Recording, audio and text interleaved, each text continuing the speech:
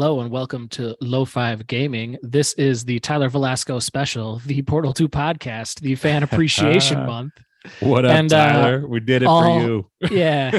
And if you stick to the end of the podcast, there will be cake to celebrate. So make sure that you're sticking around. The cake is delicious. Cake and potatoes, dog. This is not a trap. Why would you say that? But this was the scheduled podcast for September, but we had a little bit of a change up, and here we are. We have beaten Portal.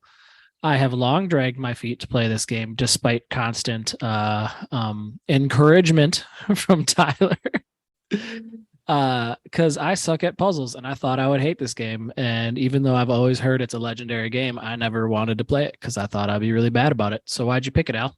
Man, Tyler's been on us for a few months now, probably since we started calendar year to play Portal. And I was just like, I don't know, man. I knew about the game, but I didn't really know anything about it. I just know it existed. I think it came out in a time that it came out on Xbox and PC, right? And well, I guess it would have come out on PC first, and it's just not a game. I didn't have an Xbox and I didn't really have a PC that probably would have handled it at the time. So I just missed it, dude, and just wasn't on my radar at all. Super bitchin' acrylic case college PC probably could have handled it, but you were up to other things, I suppose. That PC was tight. I miss that thing, man. I wish I had it still. Like I don't really, because I don't know where I put it, and it wouldn't be able to keep up to date. But as a relic, it'd be dope. It was a beautiful PC. Yeah, but he has always said that it is the only game that has ever itched his brain in the same delightful way is the shrines in the Breath of the Wild. Right on. Yeah, that makes sense. 2007 is when this game dropped. So that would have been, for me, I would have been like a junior in college, roughly. Okay. And I would have been in like the 7th or 8th grade, something like that. Yeah, I just wasn't gaming, man. I did a little bit of retro gaming at the time. I don't think I got a Prince of Persia, no other games.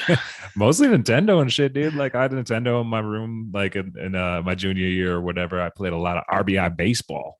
Fuck people up in that shit. Old Nintendo, yeah. You left the GameCube behind, so I know. I was playing that. Yeah, then I would have got a PS3 when I graduated in 08. So I just missed it. This game just came at a time that I wasn't playing a lot of new games. It's dope, like central to the PC zeitgeist. Like, totally. And then when we decided to play, way better than Half-Life. Fuck you, Isaiah. Dude, so when we decided to play Half-Life, I think Tyler was like, just play Portal. Yeah, and he was correct. I'm glad that we played Half-Life, but I'll be honest, dude, I never went back to finish it. No, so it's like, but Portal, it went on Steam sale, and I was like, you know what, fuck it, I'm gonna pick this shit up. I got it on the cheap, got them both on the cheap, and it was, and like, dude, I just picked up Portal 1, and it just grabbed me, dude. I had like a day where I didn't have a lot going on. I was like, I'm just gonna play Portal, and dude, I just fucking did. I didn't want to set it down, so I just tore through that one. And Portal 1's it's like the tease of the promotional item that really hooks you for Portal 2. It's it's like a sitting or two, and then you do get addicted to figuring out these puzzles, and you just crush it under an hour or two. I think your playtime was like 8 hours, so you must be a little slow on them puzzles, bro. But dude, Portal 1, most of us, it's like an hour or two. Portal 1 took me 3 hours. Nah, dude, for sure. Pull up Steam right now, dude. You can't look at Steam times. I'll pull up the Steam right now, dog. Dude, if you leave your computer paused or some shit, it's gonna count all that time. Paused because you're thinking with your small little brain. That one took me about 3-4 hours. Portal 2, I think 6, a little longer than How Long to Beat This Game or whatever that website is called. How Long to Beat. Sure. I think How Long to Beat says about 5 hours, and I did take a little bit more time. Yeah, and I did Portal 2 over the course of 2 months, dude. Like picked it up, put it down. I'm glad. My longest stint was today. I thought I was close to beating it. And I was like, I still had like 2 hours left. You're like, I'm at this part, so I'm like pretty much done. I was like, so we're gonna do this a few hours after you think we're gonna do this, and you're like, no, I'm got it. I was like, I've beaten it, so I know. But well, part of that, dude, has to do with the fact that I've been trying real hard not to look up any spoilers for this game. Try not to look out any, to figure out any of these puzzles. Then it just turns out that this game is way longer than I thought it was.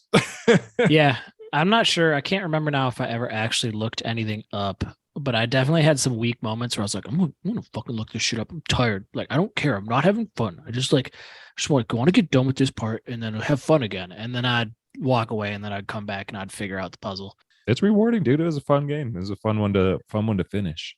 For the record, I played it on the Switch. They released 1 and 2 recently, and it was a little bit pricier, but it's really nice to have Portal on the go for all of us non-Steam Duck having individuals. Dude, I'm telling you, did you use? Okay, so like I did not use the gyro until way later. I was trying to aim way far away. Okay. Yeah. I don't usually do gyro controls. I'm not actually a huge love gyro controls, man. You like toys. You like toys and you like nonsense. And you're not about efficiency. Dude. You're about a whimsy. So not of course Tyler, you like the gyro controls. Not Portal Tyler, but my other buddy Tyler. He calls it the Splatoon effect. And I don't play Splatoon, man. Yeah. But obviously there's a huge Splatoon fan base out there, and it's a Nintendo game, right? So you've got PlayStation have gyro? Yeah. Okay. Well, I know Xbox doesn't. It drives me crazy because I can't when I want to like play games on my PC with my Xbox controller. It doesn't work. Splatoon was like one of the first shooters, well, for Nintendo anyways, where it like made a big deal. Just like how you can have these fancy controllers, tweak the joysticks to make it easier to aim. Well, the gyro does that a little bit, where it's like basically you can just give the system or your pro controller just a slight little move, and that will like move the camera angle just enough to get those nice shots or whatever. Because Portal's technically a first-person shooter, even though it's you're not like killing enemies, you're using your portal gun. But the Splatoon effect, man. We should probably explain Portal now. If we're getting into it's a first-person, we should probably just explain what you do in the game.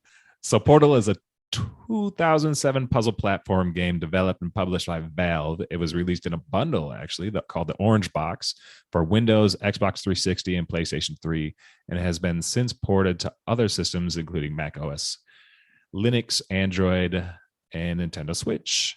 It shares the universe with Half-Life, which is really cool.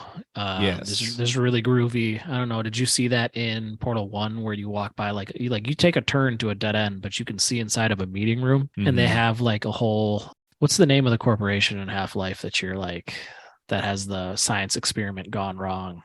Black Mesa? Man. Yes. They're like, what is Black Mesa? Like, they're getting this percentage of military contracts. Like, we need to be competing with Black Mesa. We need these contracts. And I just thought it was really funny and like really cool, actually. There's some Black Mesa drops in Portal 2, which is kind of dope too. Yeah. And speaking of Portal 2, so it's the sequel, right? Came out in 2011. Also a puzzle platform video game by Valve for basically all the same platforms. Mikey, who has the BDE, Big Drink Energy podcast, he was telling me a while back that Portal 2 was actually Valve there, and I'm not gonna fact check any of this shit. So if Mikey's wrong, whatever.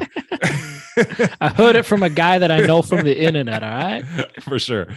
But anyways, Mikey was saying that the lore behind the whole making of Portal was this game that Valve put out, and then Portal 2 was a fan make of this, like, so basically there's a school across the street, like a developer school or whatever, like fucking nerds doing their I say nerds, you know what I'm talking about. All right, so basically young scholars learning video game coding and design. Yeah. Sure, continue. So there's a coding school across the street from Valve, right? And listen to our education podcasts.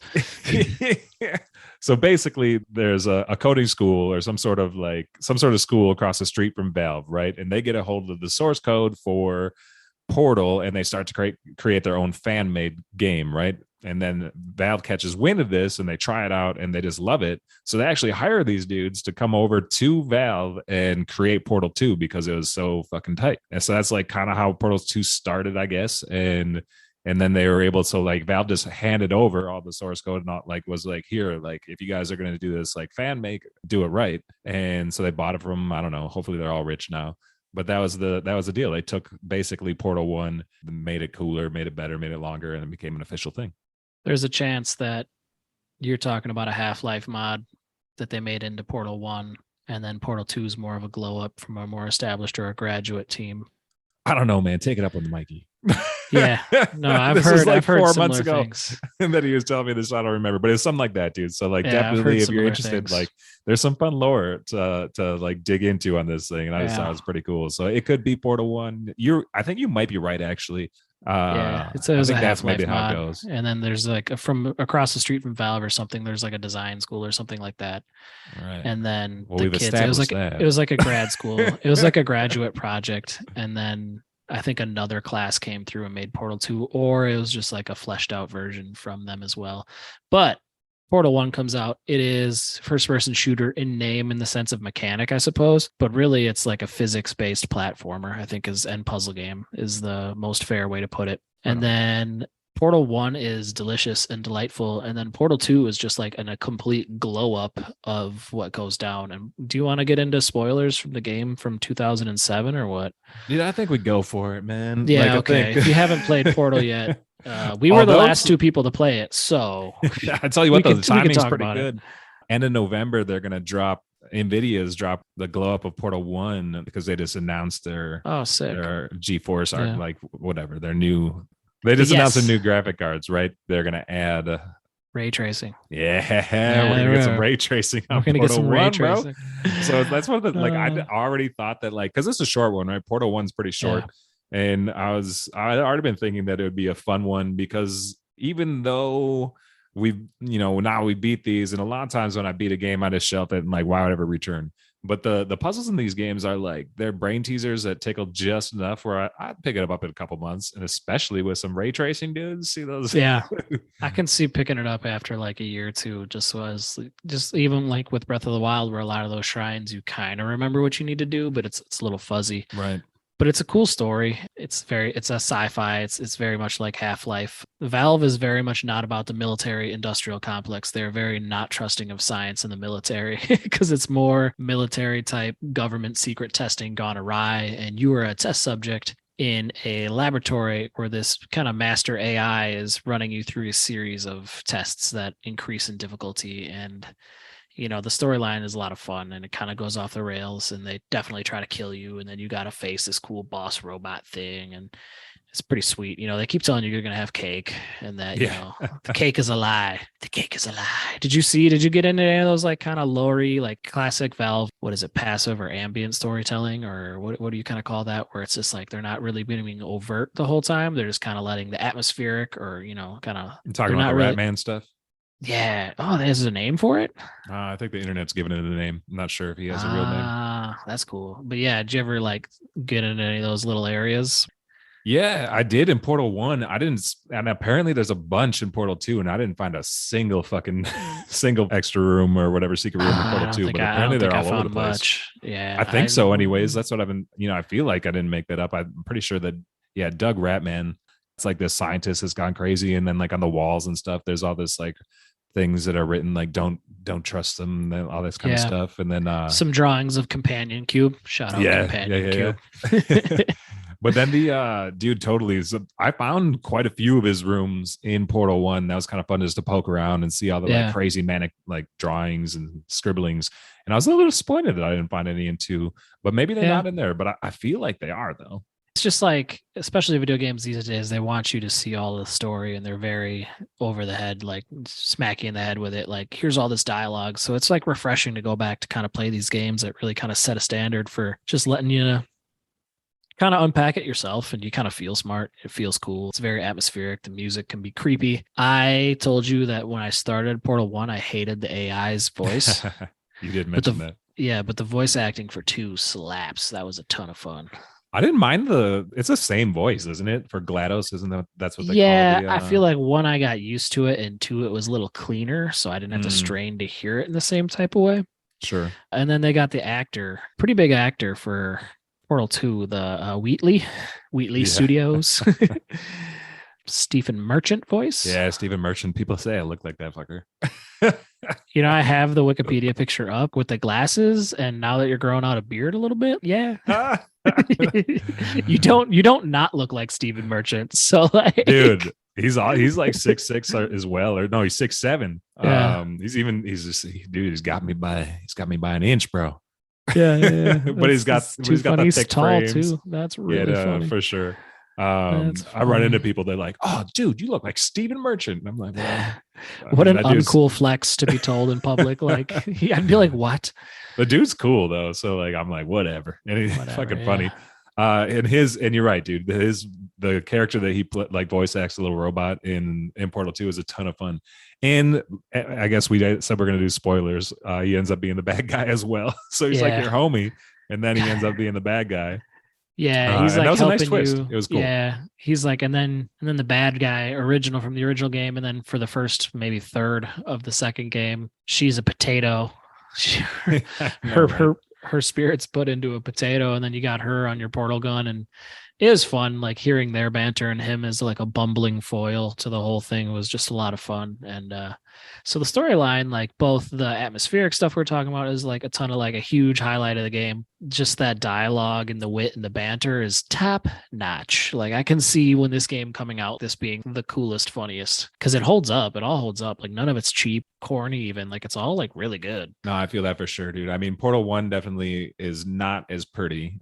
But Portal 2, it's actually, it's a good looking game, I would say. And I agree, man. Like the banter and the jokes, they're all super funny. And it's just like, it's fun, especially because the environment is this dark kind of like barren, weird test facility. And then it really like lightens the mood in a weird way. But then when you're not getting that banter, you're like, it's kind of creepy. It seems like you kind of like bring on a bit of an apocalypse at the end of season. At the end of game 1, you kind of bring on a bit of an apocalypse. At game 2, you're like, it's kind of post-apocalyptic because you're in the studios or the laboratories, but they're not necessarily, they're like not entirely defunct. There's still a lot of, so it's a weird, cool mixture. And then the physics, we should probably talk about the actual puzzle physics. Did you get nauseous when you had to jump into a portal to fall into another portal and then shoot while you're falling to project yourself outwards? Because that was the coolest, most gratifying, but devilish puzzle design. Do you know what I'm talking about? Yeah, no, for sure. Portal 1 they both have those, but Portal 1 like was really heavy on some of that stuff to figure out, to get out of certain little puzzle rooms or whatever. There was a couple, especially the ones where you have to like shoot, basically you have to drop from high up into a portal hole that you make. And then you have and then you have to like shoot another portal, and you just like to gain speed and distance or whatever. Yeah. And it's fun and tricky and super satisfying. But in Portal 1, like some of that stuff, there's just a lot of it, and it definitely made me queasy. And if you've been playing for a while and you're just getting hella frustrated and you're like, I'm sick of this. But then when you finally nail it, like I would try to make Trisha watch me do it, my wife, and she's like, cool, Luke, because I wouldn't be able to do it when I tried to show her. And then I would, and she'd be like, so you flew across the room? I'd be like, you know how hard that was? That was like a 5-step thing. For sure. Yeah. So that was, No, it's cool, man. I do love how comparing it to the Zelda shrines is makes sense. And it's just, it's a very gratifying. It's like one of those things where you can be poking around one of these, this puzzle situation, they call them tests in the game or whatever. So one of these test rooms, and it can be you can just be spending all this time. I would be spending time trying to figure out what the fuck's going on, shooting my portal gun all over the wall, trying to figure out where it sticks. Then it clicks and you do you try something weird and it works out. And then you're like, well, shit, that was fucking gratifying and awesome. And then you're also like, did I do that correctly? Is that how that game? Because like, there's a couple where I was like, that's some weird stuff that I did to get that to work. So I'm like, either they just expect you to poke around, which is fine, like to poke around and figure it out that way, or like I maybe cheese the game in a couple instances just to to get the right sequence. But I feel like a good I don't have the name of the test, but it was in Portal 2. There was a room that I had a lot of trouble with, and you basically had to make these jumps, and you had to use the portal gun to catch a cube while you were falling through the portals. It drove me nuts. But then I was like, it wasn't super intuitive that's what you had to do. But I spent so much time poking around this room that I was like, well, there's nothing else I can do except for like jump through and try and bring this fucking block with me. And it worked. Yeah. So it's like, all right, well, I guess that's what I had to do. But good old companion cube. Yeah, the game does a really cool job of like layering both games because it kind of continues in 2 for sure. But they like even the first one, you don't even start with the full portal gun. You get like one end of the portal and it's like fixed. And then you get the whole portal gun. And then they introduce different concepts at a very accessible pace, I would say, which is really cool. Cause like I was once again very nervous as a non-puzzle minded individual or puzzle gamer. Like I very much have been intimidated by the game or games like that. So I didn't think I'd have any fun, but they keep introducing you to the concept and then they push you a little further, then they nudge you. And then towards the end, like you're figuring out some pretty ridiculous things on your own. but you've really been set up to do that. And including in that is like the different blocks that you use, the turrets that you have to defeat. In 2, they introduce the goop. So the white goop is non-sanctioned sponsored white goop. No, yeah. The white goop is where you can put your portal anywhere that it is. It's kind of like adhesive almost. And then I want to say is the blue for jumping, and then the red is for speed. If it's not, it's like a reddish orange. Yeah, if not, those are flipped, and it's cool because you do these super bounces and you set up these super speed things, and all of a sudden you're like, I have no idea what you're doing, and then you'll see that you can kind of make a runway with the super speed, and then you shoot a portal, and you shoot a different portal up in the air, and then you run up, and then all of a sudden you're just shooting out on nowhere, and it's really cool. It's really gnarly. At first, I thought the goop stuff was stupid. I was like, "Oh man, why are they doing this?" But then once you like figure out the physics to it, it like leveled up the puzzles a little bit and made it a lot of fun. Because that stuff wasn't in Portal 1, right? So Portal 1 was just your portals essentially. Portal 1 all takes place in this facility, and it's all like you're being tested by the main computer adversary. Until you fight her at the end and then kind of blow up the facility or whatever. So Portal 2, you start with kind of the chaos that has ensued after that. She like, this computer is supposed to be dead. You wake up or whatever in this weird room, right? Was that the deal? I think that's how it started. You wake up in the weird room, and then Stephen Merchant's little robot like comes to get you out of this decrepit, like falling apart facility. Yeah, you accidentally wake up the AI. Right. So you escape, and then you run into your main adversary, who is not dead, it turns out. Which at first I was like, really? All right, this is really what they're going to do? It is the same baddie. But it actually ended up being cool. I was like, yeah, they had a fascinating arc for the whole thing. Right. So the reason I'm backtracking and bring this up is because Portal 2, you escape the facility that's kind of, it's all falling apart around you. It's chaos, right? And I think you go underground further, like way underground or something. To the original lab. Yeah. Right. So that was kind of cool. It's great like storytelling there. Really fun. Right. And then I agree, dude. And it was just like, it was cool because it gives you an idea of the background of this facility. It's like this, I'm still not really sure how we got to the whole Android thing. Cause I think your character's an Android, right? I'm not entirely sure. It's a human. I think it's a humanoid Android, but I'm not sure either, I guess. But you move away from like GLaDOS is talking to you the whole time in Portal 1, like via the intercoms and whatnot. And then her and Stephen Merchant's character, Wheatley. Is it Wheatley? It's Wheatley, yeah. Because then, like in the loading screen, it's always Aperture. You're Laboratories, right. And then Wheatley takes over, and he makes a Wheatley. Yeah, it's funny. Yeah, good point. I noticed that happened today, actually, and then I was like, "That's weird. What's that all about?" And then, but I didn't put that together. Totally. So, but it moves away from them narrating what's going on to J.K. Simmons, Jameson. Give me photos of Spider-Man. Great actor, great voice actor. I guess he'd be most known these days outside of Spider-Man for what is he? He's not Allstate, or he's Farmers Insurance. He's the dude there. So it's like post World War II, kind of like it's like a post World War II military science testing lab / facility. And he's like dying of cancer and like kind of trying to figure out this research forever. And he's like, so it's all his recordings as you go through the original laboratories of like their original research. And I don't know, it was really cool. I thought it was fun. Yeah, I did too, man. I'm added a ton to the atmosphere and like Cave Johnson plot. So his name's Cave Johnson. That's the name you're looking for. Yeah, I should have came right out with that. Yeah. Hit you with the actual voice actor's name and shit. But that was cool, man. And like it was really fun because there's all these pre-recorded deals from Cave Johnson, and it kind of gives you an idea of like this weird testing that was happening in this facility before your time, which is really fun. And then I'm glad you brought up the voice actor, because when I was playing this, I had recently beat Spider-Man, right? Marvel's Spider-Man. And he's like, as you say, J. Jonah Jameson. And dude, I was like, it was one of those weird earworm things where I was introduced to him via the intercoms in the old part of the lab. And I was like, why does this dude sound so familiar? Like, what the heck? He started like giving me strong Jameson vibes. And then I think I hit the Discord with that, and someone was like, well, that makes sense. It's the same voice actor. I was like, haha, of course. Yeah. I am a genius. I picked it up. It bothered me for a little bit, but then I picked it up and I was like, oh, that's really cool. Yeah, and it works. They have very similar vibes in both. Like it's just kind of funny because it's basically like this annoying like overlord person, and then you've got in Spider-Man, you've got whatever that broadcast thing that oh, he's that a newspaper doing. editor. Well, yeah, he was. I guess in the new game he's like a podcast. He's almost right. like He's just a broadcaster, like he's just yeah. always broadcasting.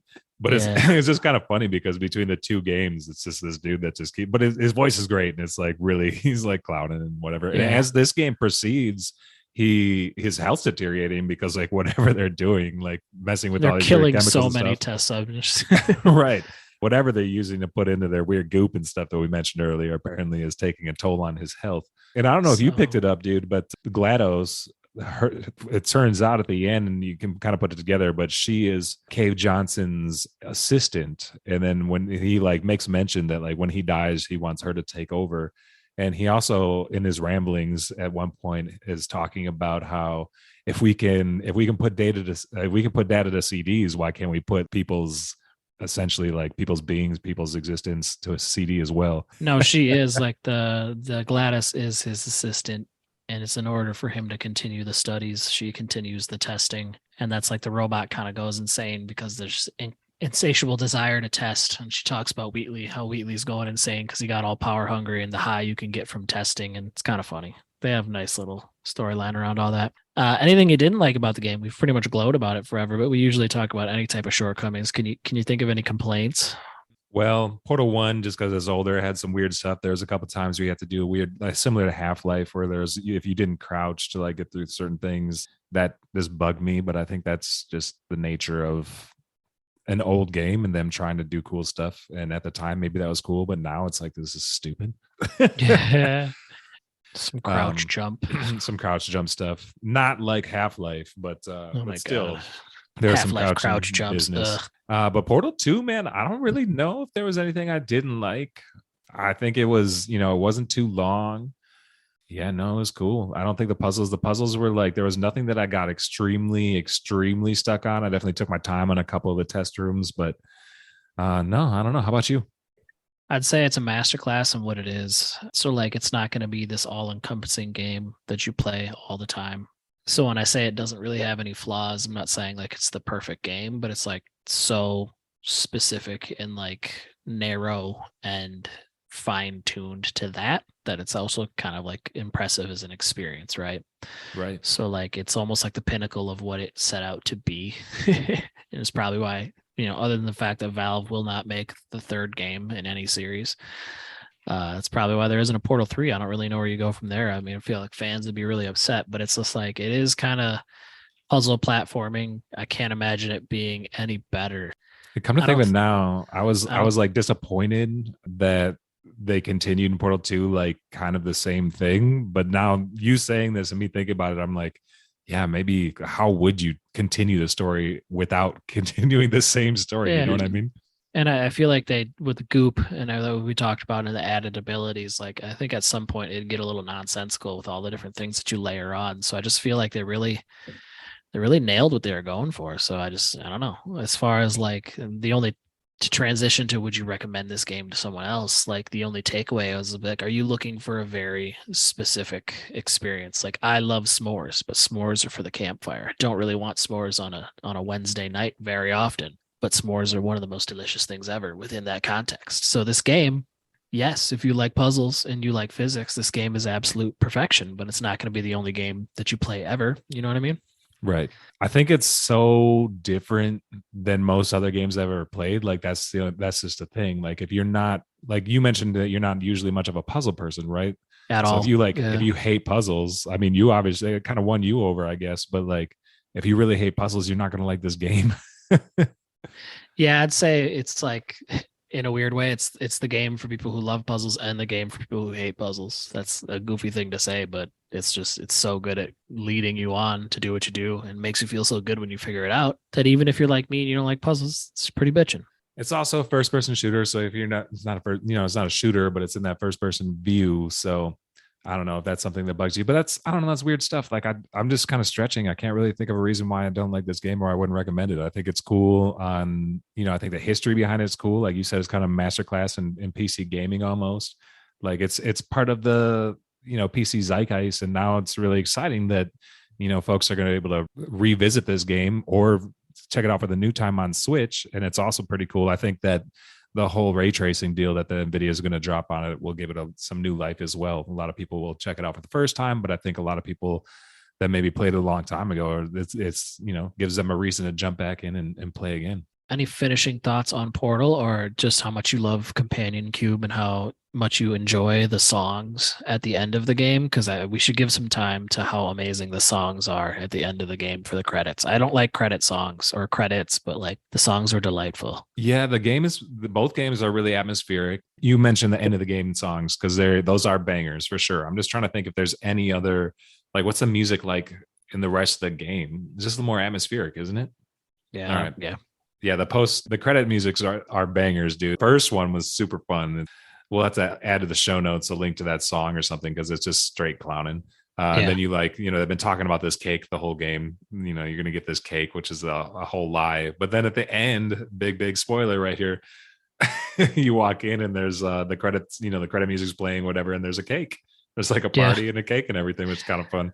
I literally just beat this game before we jumped on for the pod, Portal 2, so I didn't get to take in the post-credit scenes as heavily as I would have liked to, but I do know as it was playing, the music was fun and there was some cool animations and stuff. Yeah. But those songs definitely both bangers. So some finishing thoughts is I'm glad that I was bullied into playing it delightfully. So thanks. You're welcome, Tyler. Thank you. But then also you got to talk about your Portal dreams, bro. Oh yeah, I definitely should mention the Portal dreams. So I had like one marathon session where my wife was pregnant. We had those kids, if you listened last month, but so she was pregnant and it was just like a lazy day around the house. I don't know. We weren't doing much and I really relished that. And I had like a marathon session where it was at least 4 or 5 hours, maybe more, split up throughout the day. We're talking like 6.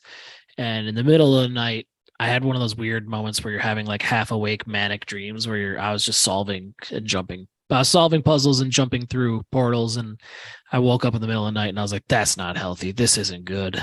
So I only do that with the best games though. Like in Civilization, I'll be like, oh, I got to do this. Oh, I got to protect against this. And I definitely had some weird manic Portal dreams, but yeah.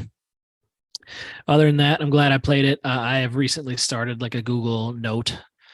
And it's just my video game bucket list. So all these different games where I'm like, I need to beat that or play that someday. And I'm glad I can say that I beat Portal 1 and 2. It's like it's like a gamer cred, dude. Dude, or like a prerequisite, right? It's like you should go back and beat Half-Life now. Right.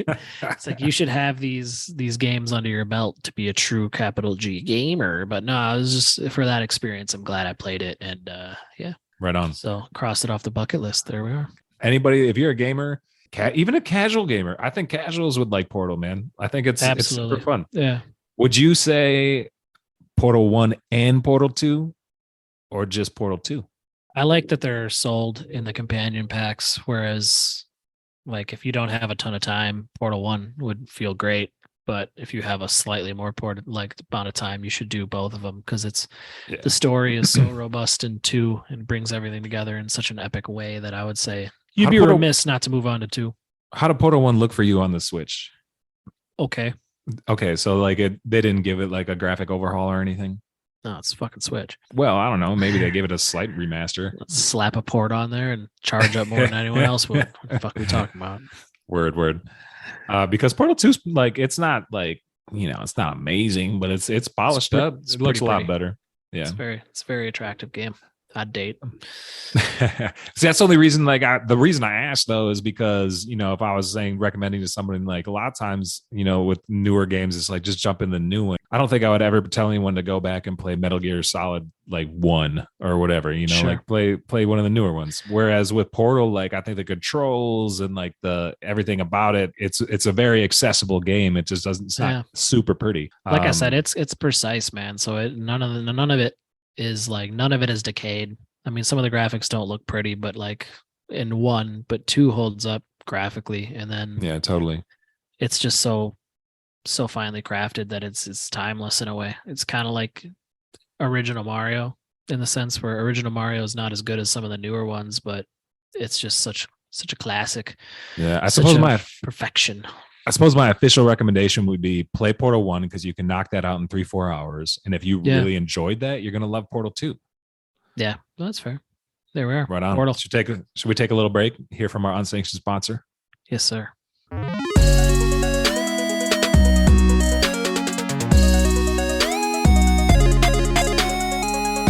Yo. Yeah. This nice month energy. Sure. is unofficially brought to you in part by CRT televisions. The fuck? Oh, yeah. You know what a CRT is, bud? This month is brought to you by disposable income and access to eBay and improper decisions, probably brought on by whiskey. What's wrong with you, child? Tube TV, baby. Oh, my good Lord. I didn't know these existed. Dog, they exist. What do you mean you grew up on that shit? Right, but I thought they're all in a landfill somewhere floating around in the ocean. Oh, man. I didn't know they were still in circulation, I could say. I tell you what, man, I've been lusting over a CRT like for a long time. We obviously grew up with one. For the unindoctrinated, it's a fat TV. Dog. Like a 90s, early 2000s fat that TV. Thing, you can see it in the back of this little video, dude. That shit is she's bad. thick. It's beautiful. 2-3 C's, dude. She's it's thick, a cube. dude. It's my companion cube. So you're nice. I like how this game full circle.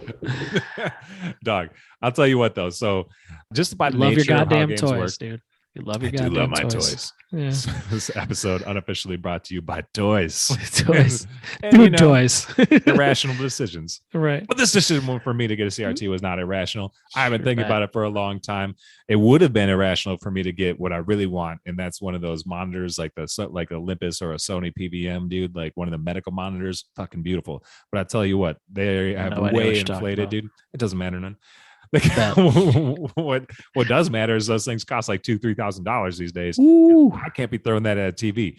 And I was like, it's one of those things when you're like, buying your toys, collecting, doing whatever. Sometimes, maybe I'm just speaking for myself, probably just speaking for myself, but it's like, well, I need to get the best one, right? Your niche is out there. Yeah. Well, your niche is out there. So I've been holding off. And then basically, dude, I bought this TV for two reasons. One, I wanted a CRT to play N64 on, dude. Your older video game systems with component cables, RCA shit like that. Basically shit that doesn't use the HDMI cord that everything uses now, right? Shouts out to old-ass millennials.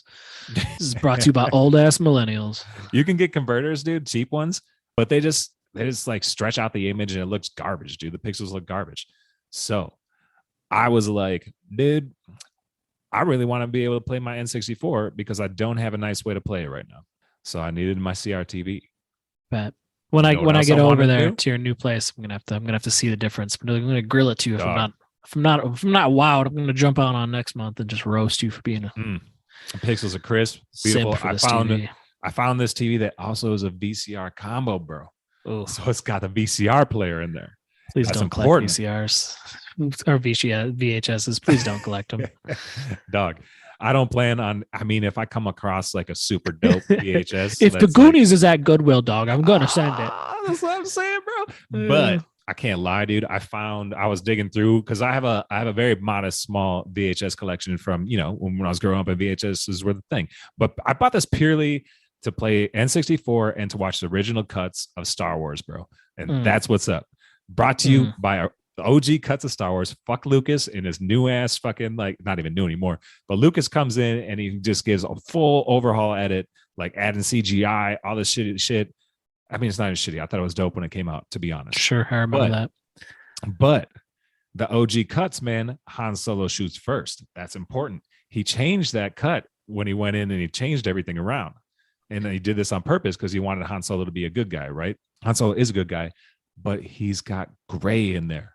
And he shot that motherfucker first. That happens in the OG cut. Before this goes on too long, I'd like to expose Alex that aside from his VHS of the original Star Wars trilogy, he also had special edition Grease because he was a sensitive young man. Dog, I got no qualms with that. Grease fucking Tell me more. Tell me more. Dude, and you also had the Force Ghost at the end of Return of the Jedi. And although I do like Hayden Christensen, but I don't think he has any place being as a Force Ghost at the end of that movie. Why would he go back to a younger self? He should be that old ass man that he dies as. And you know what? In the OG cuts, that's what you get. Very important. Check out Alex's side podcast for his unloading of nerd content.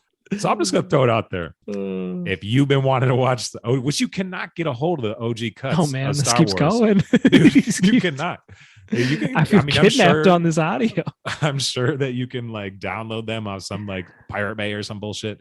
But if you go on to your Disney Plus and you want to watch the OG Star Wars, you can't see those original cuts, man. You can't buy them DVDs in the stores. You have to have the original tapes, which I have, and I had no way to play them. So now I have this beautiful little CRT TV with. And just one more thing is that Jabba the Hutt looked better in the original version.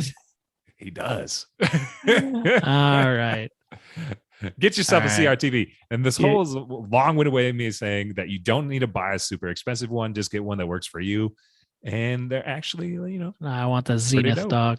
I want that Zenith. Dude, I did get a Zenith. Oh, shit. That's what we had from. I know. Yeah. That's like one of the reasons why I got it. That's too funny. Dad held onto that TV for so long, dog. He's like, it was good. I got it from Aaron. Aaron got a good one. And I was like, dude, Aaron gave that to you when it was old 10 years ago. And I was like, the TV makes noise just existing, Dad. Get yourself a CRTV. Play some fucking cool ass retro video games the way they're meant to be played. Bet.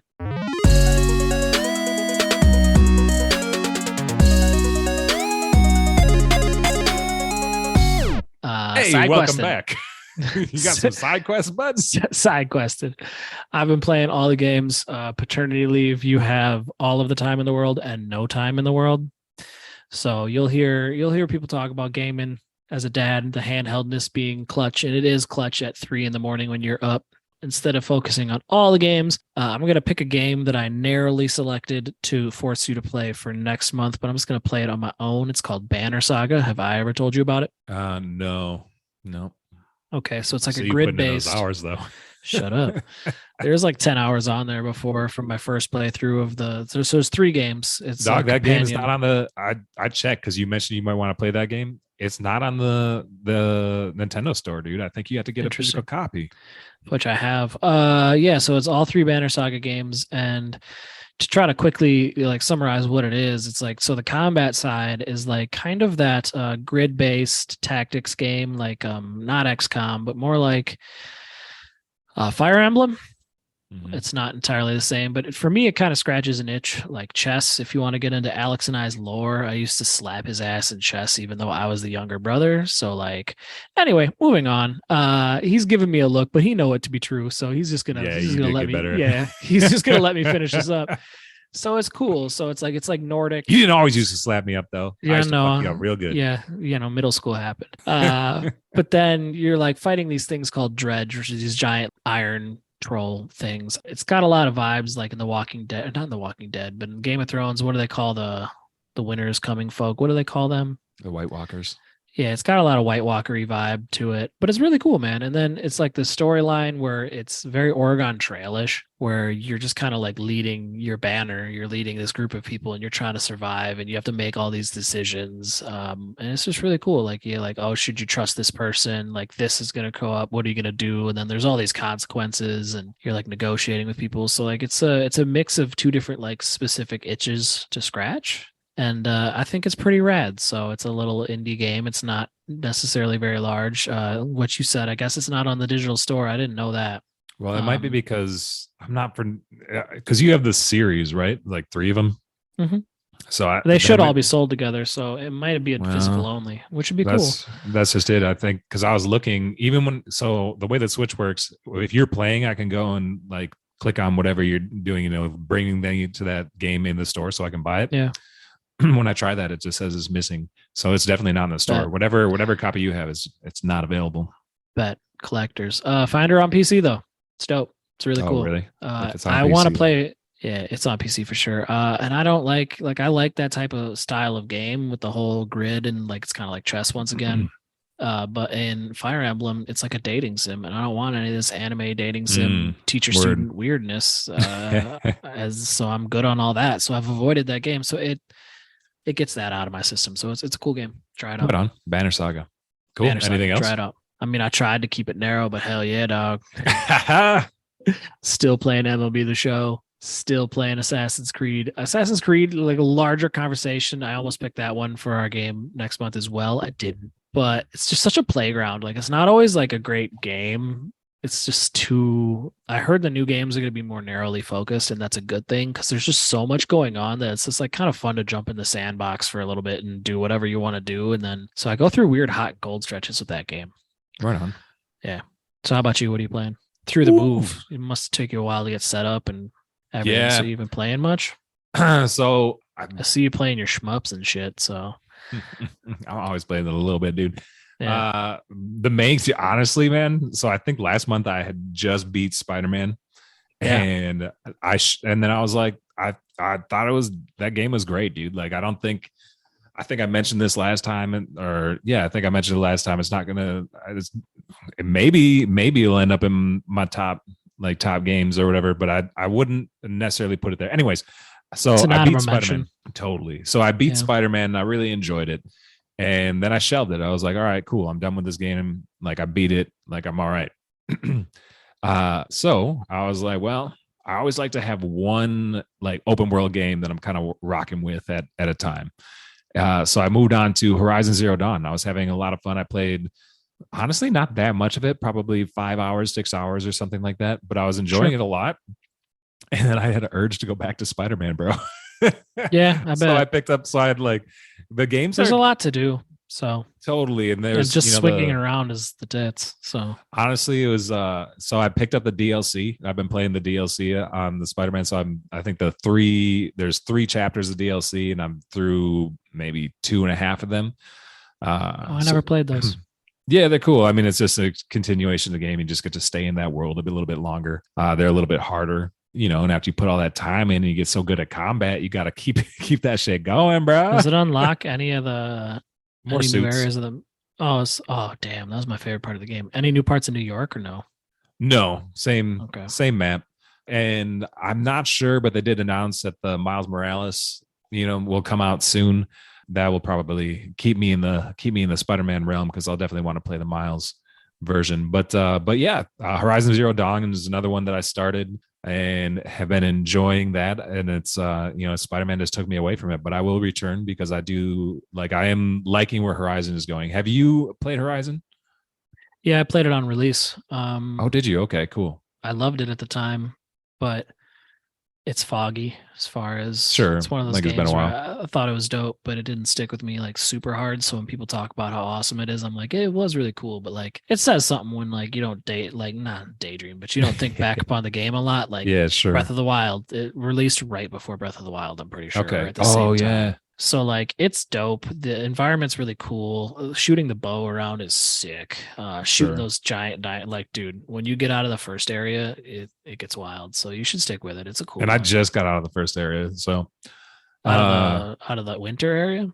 Oh, maybe not. I don't know. When you fight one of them T-Rex dogs, that shit's fucking buck wild. Yeah, so Horizon is a game that I've been playing. Sable is another one that I picked up and have been enjoying. Yeah, now that one I slowed down on that. It's dope, but I slowed down on it. That one, we mentioned Portal being atmospheric. Sable, the music in Sable is fucking great, man. And top notch. And I've really been, so that one's in no combat either, which is kind of interesting. It's more of like an explore. Yeah, totally vibes. Total vibes, yeah. So Sable's been cool.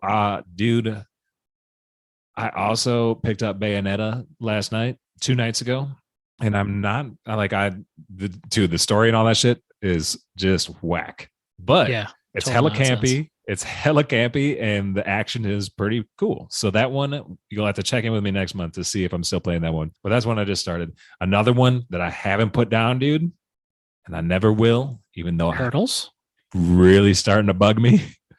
Mario Golf, bro. Get the fuck out of here. I played a round or 2 in the hospital when I was in the NICU, and I was like, yeah.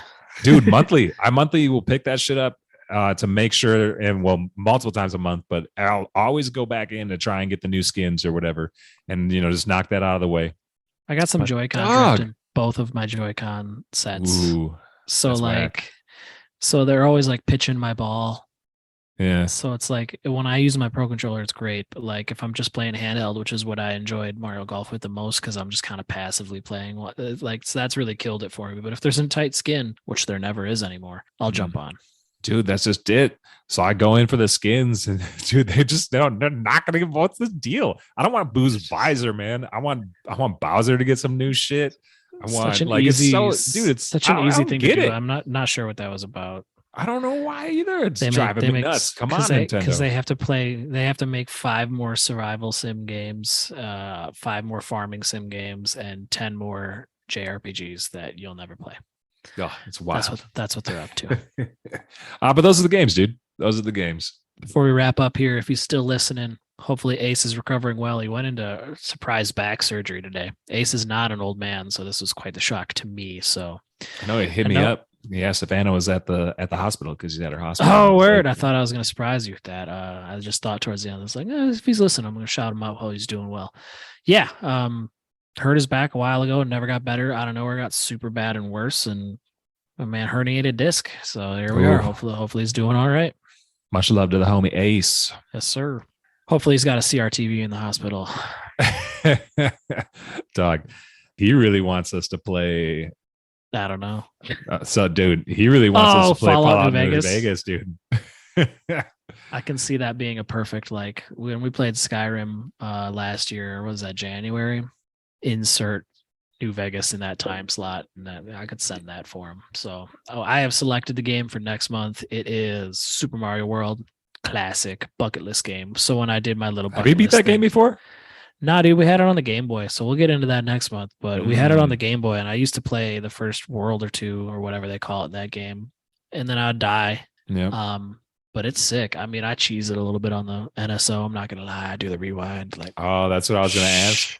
So you're gonna play so you have it on the Switch, dude. I've got so many ways to play that game. I have to decide which way I want to do it. Just try to beat it would be my only thing. And even if you don't, just try to get as far as you can. And then I have challenged you to pop in 2 parts. Alex complained, they didn't mind one game. Whatever. It's going to be dope. Super Mario Maker 2, because you can't talk about Mario Maker 2. You get to make Mario. That's the whole conversation. It's dope. So I've challenged Alex to make a map in Mario Maker 2 based on Super Mario World. So you can choose which basically skin and physics you want. So like, hey, do you want this to be like Mario 1, 3, Super Mario World, U Deluxe kind of style? Of all the 2D Mario games, you can kind of choose which one you want to create a world or a map in. And I think it would be really cool. We'll see if we can get that far. We're definitely going to play Super Mario World. That's definitely the agenda, but it'd be really dope if we also have some maps to share with the folks. Yeah, dude. I'm down. Sounds cool. Yeah. Mario big right now. You got a movie coming out. Dude, I'm pumped for that movie. People are so mad about Chris Pratt. Like, they should not have picked Chris Pratt, but like, who cares? Dude, the Jack Black as Bowser sounded pretty dope. A++. Like, I could care less about I'm a fuck Jack with that Black's movie. Yeah, dude, it looks amazing. And it looks like they took their time on it, and it looks gorgeous from the trailer. And I don't know if with the babies, I don't know if I'll see it in the theater, but I'll definitely spend way too much money to watch it at home. You're gonna get it before it comes out to rent one of those like $30, 20. You have, dude. I did it in the panty with Sonic. Oh, dude, you paid $20 to watch Sonic? First of all, take that tone down. The Sonic movie was low-key pretty entertaining. Second of all, you goddamn right, dog. You goddamn right. It was good. I might have waited until it was like 10, but it was. I refused to buy it. Like, when you can stream a new movie for like $20, I refuse. I'm like, I'm waiting 2 months for it to be 5. Yeah, I don't know if I did the full 20, but I know it was more than it should have been, and I was like, whatever. Yeah, that movie was dope though. It was pleasantly surprisingly good. Jim Carrey, good Dr. Robotnik. Mm-hmm. Well, shit, dude, it was good to get it in. Thanks for joining us, everybody. Let's get some Super Mario going on. Super Mario World. Hit the Discord, head to our website, do all that fun shit. Buy a CRT.